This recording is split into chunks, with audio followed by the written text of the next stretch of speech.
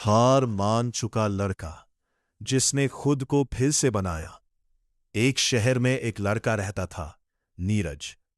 उसके सपने बहुत बड़े थे, लेकिन उसकी जिंदगी उतनी ही उलझी हुई थी। वो हर काम शुरू तो करता था, लेकिन बीच में ही छोड़ देता था।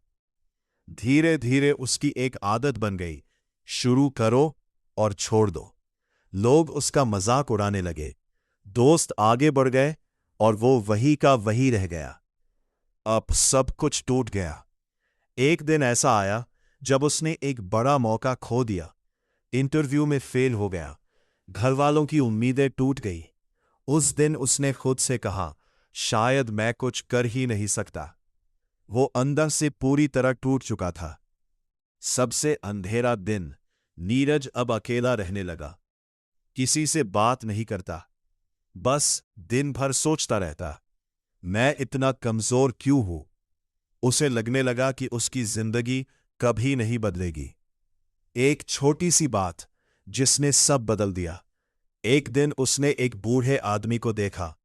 वो आदमी रोज सुबह पार्क में आता था, धीरे धीरे चलता था, लेकिन कभी रुकता नहीं था।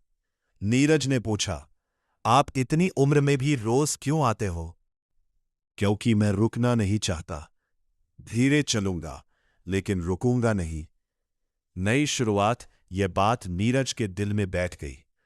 उसने फैसला लिया, मैं भी अब रुकूंगा नहीं, चाहे धीरे ही क्यों ना चलो। उसने छोटे छोटे स्टेप्स लेना शुरू किया।